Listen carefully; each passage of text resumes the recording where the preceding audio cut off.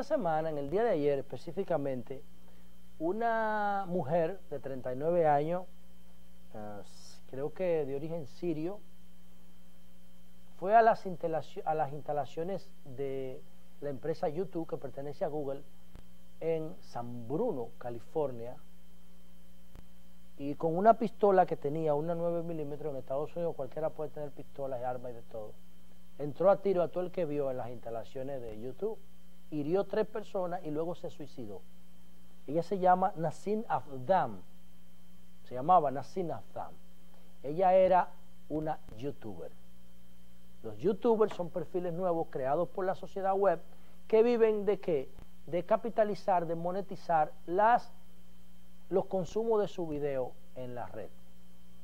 Usted tiene un canal de YouTube, en el caso de ella tenía 5 canales de YouTube, donde transmitía contenido de humor, contenido de protección a los animales, contenido de alimentación vegana, vegetariana, etcétera.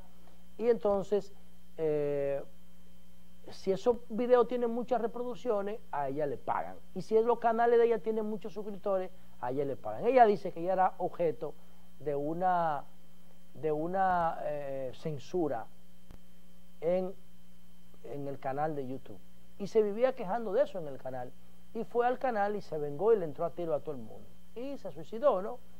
Bueno, el tema es que realmente los videos de ella dejan mucho que desear, pero se supone que YouTube es una democracia y ahí usted puede poner, si respeta las reglas, lo que quiera, ¿no?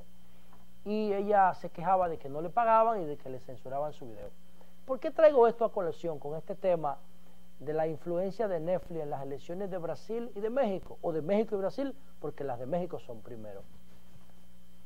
Bueno, porque esos son nuevos perfiles laborales que ha creado la sociedad web. Pero no solamente son laborales. Miren cómo Facebook determinó las elecciones norteamericanas manipulando el perfil de 50 millones de votantes. Y era un actor, era una herramienta que no estaba en las elecciones de ningún país del mundo. Todo el mundo usa datos, pero nadie los había utilizado con ese nivel de perversión como lo utilizó el equipo de campaña de Donald Trump para manipular la opinión pública, para engañarla. Bueno, el tema es que Netflix es una plataforma de transmisión de video por internet que está cambiando la forma de consumir contenido por televisión, o por celulares, por tabletas, por PC, por lo que sea. Y resulta que a partir del fenómeno colombiano de las narconovelas, Netflix se ha interesado por América Latina. Y Netflix le hace una serie a lo que sea, a lo que sea. Ahí está Popeye, que era un sicario de Pablo Escobar, que tiene más de 3.000 muertos arriba, directos o indirectos, y tiene 2 series en Netflix. Una cosa impresionante, ¿no? Esos tipos lo que buscan es ganar cuarto, no le importa más nada. Y en el caso del narcotráfico, ellos hicieron una serie que se llama Narcos, que fue dirigida por el mismo autor de la serie Tropa Élite. ¿Recuerdan ustedes la Tropa Élite?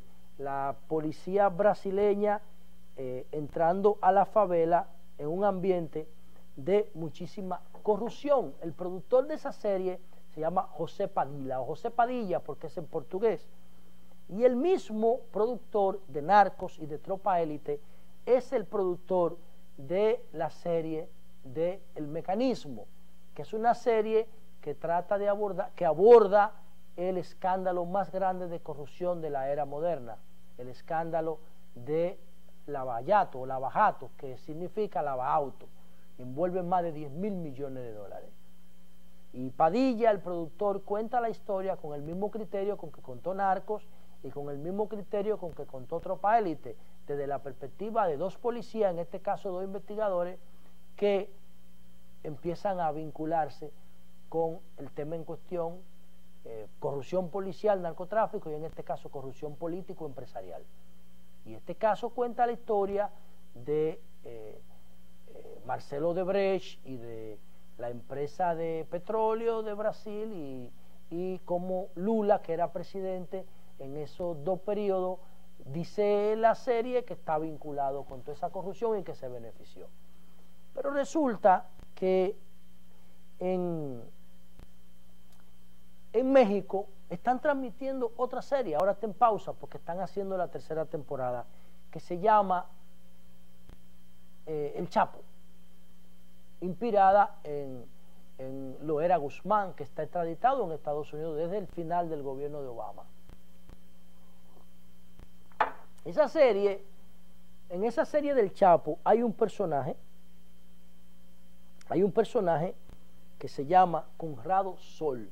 Es un tipo degenerado desde el punto de vista sexual, que era secretario de policía o de seguridad en México, que es como un ministro de Interior aquí. Y Conrado Sol, además de ser, Conrado Sol en la vida real se llama, o dicen los que conocen la realidad mexicana, que se llama Genaro García Luna. Ese personaje oscuro de la historia reciente de México, además de ser el encargado de la seguridad en México, fungía en el área política como enlace entre los carteles del narcotráfico en México y los políticos, los gobiernos, tanto del PAN como del PRI, pero sobre todo del PAN. Porque la serie habla del gobierno de Vicente Fox y del gobierno de Felipe Calderón, que los dos son del PAN. Luego Peña Nieto, que es del PRI, pero el PRI no se lleva bien con los carteles de Sinaloa ni con el Chapo. Miren ustedes cuándo extraditan al Chapo, cuando llega el PRI. El PRI se entiende con los carteles del Golfo de México, no con los carteles del Pacífico. Y el Chapo es el líder de los carteles del Pacífico. Y los carteles del Pacífico se entienden con los gobiernos del PAN. En México eso está distribuido así, parece difícil, pero esa es una realidad. ¿Qué resulta entonces? Que Manuel López Obrador, que en la serie del Chapo es Andrés Labrador, era un candidato a la presidencia en el año 2005, que estaba compitiendo con Felipe Calderón cuando el presidente era Vicente Fox. Entonces, cuando el presidente era Vicente Fox, el candidato que estaba puntero en todas las encuestas era Manuel López Obrador. Pero ¿qué resulta? Ese señor Calderón Sol, que era el enlace entre el PAN y los carteles de la droga, fue donde López Obrador y le dijo a través de un asistente: ustedes van a ganar las elecciones, yo quiero que ustedes se entiendan con los carteles de la droga para que lo dejen gobernar. Y López Obrador dijo: no, yo no me entiendo con el crimen. No aceptó soborno, no aceptó dinero, no aceptó presión, no aceptó chantaje. Y las personas vinculadas a él, hay un periodista famoso que hace el papel de un payaso, que hace un noticiario en México, y ese payaso, el señor Calderón Sol lo utilizó para que denunciara un caso de soborno electoral a López Obrador, y López Obrador separó de su entorno a todo el que estaba vinculado a ese caso de soborno electoral. Todo eso, ustedes saben dónde yo lo aprendí, en la serie de Netflix de El Chapo. Esa serie de Netflix muestra a ese señor, al señor Sol, Conrado Sol, sirviendo de enlace entre los carteles de Sinaloa y los presidentes del PAN de México, Vicente Fox y Felipe Calderón. Pero esa serie también muestra que la actitud de López Obrador fue correcta y que eso le costó las elecciones en el año 2006. Porque entonces, como López Obrador rechazaba el aporte del narcotráfico, el narcotráfico se lo dio a Felipe Calderón. Resultado, ganó Felipe Calderón y el Chapo se convirtió en el narcotráfico más importante de la historia en los gobiernos del PAN. Pero ese señor Conrado Sol, que en la realidad es Genaro García Luna, se convirtió en el zar de la seguridad en México.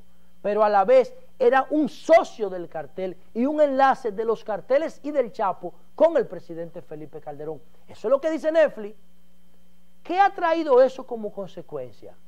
Bueno, como López Obrador perdió las elecciones en el año 2006 de Felipe Calderón, y después la perdió de Enrique Peña Nieto, el presidente de Televisa, según la película La Dictadura Perfecta.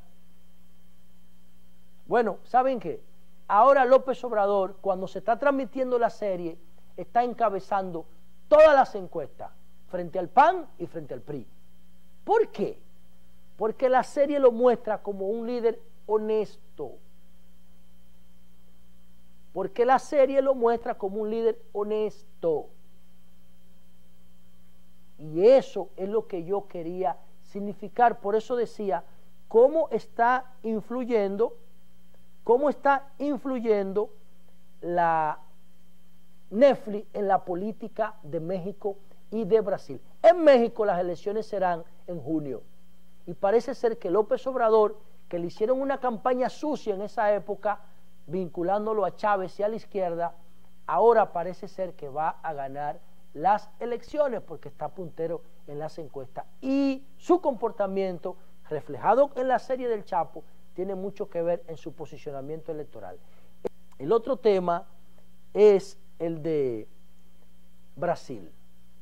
Hoy se decide la suerte de Lula de Brasil, pero hay un movimiento en Brasil, Van Traulpá, déjame ver, lo tengo por aquí, Ven pra Rua, es el equivalente de la Marcha Verde aquí. Ese movimiento, Ven pra Rua, surgió así mismo, lo tengo aquí. Ese movimiento surgió en el 2014, Ven pra Rua. Ese movimiento ayer en ciudades como Sao Paulo, como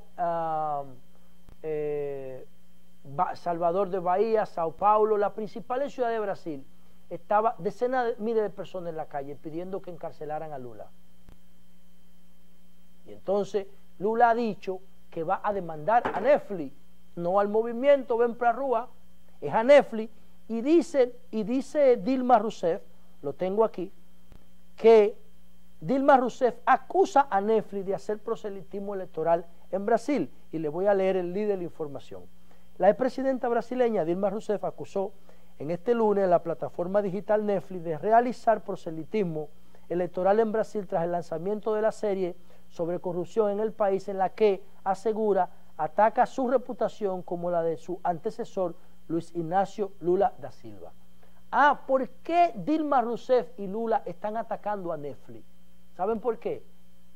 Porque este productor, que yo le dije a ustedes, que es el productor de Narcos y es el productor de Tropa Élite 1 y 2, José Padilla, es el mismo productor de la serie de El Mecanismo de Lavallato. ¿Y saben cómo le llaman a Lula en esa serie? El presidente capo.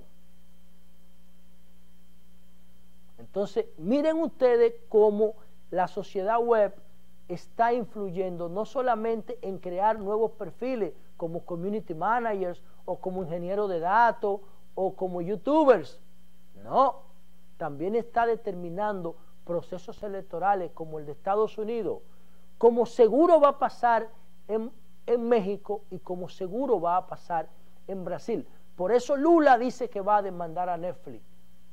¿Y cuál es la moraleja para nosotros los políticos dominicanos? ¿Por qué Netflix ayuda a López Obrador? ¿Y por qué Netflix daña o perjudica, no daña, perjudica a Lula, a Dilma Rousseff, a Felipe Calderón, a Vicente Fox o a este señor Genaro García Luna, el Conrado Sol, de la serie del Chapo? ¿Por qué?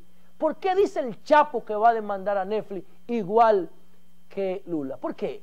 Bueno, porque lo que hace Netflix es que coge todos los reportes de prensa y busca los expedientes en los tribunales y a partir de esas dos fuentes construye sus guiones. Entonces los políticos tenemos que ser coherentes, decir y hacer lo mismo. Tenemos que ser coherentes, tiene que haber una correspondencia entre lo que decimos y lo que hacemos. Usted no puede decir una cosa y hacer otra. Y por eso yo le digo a los líderes de mi partido que se cuiden de estar diciendo una cosa públicamente y por detrás estar haciendo todo, porque todo se sabe con la tecnología. Esta es una sociedad abierta y conectada. Antes era una sociedad cerrada y análoga, donde la agenda la imponían los dueños de los medios. Ahora todo el mundo tiene acceso a la información. Y tarde o temprano todo se sabe. Entonces tenemos que tener un comportamiento coherente entre la práctica y el discurso. Y lo que está reflejando Netflix es que cuando usted como político se porta bien, las series le ayudan a ganar prestigio y posicionamiento político electoral.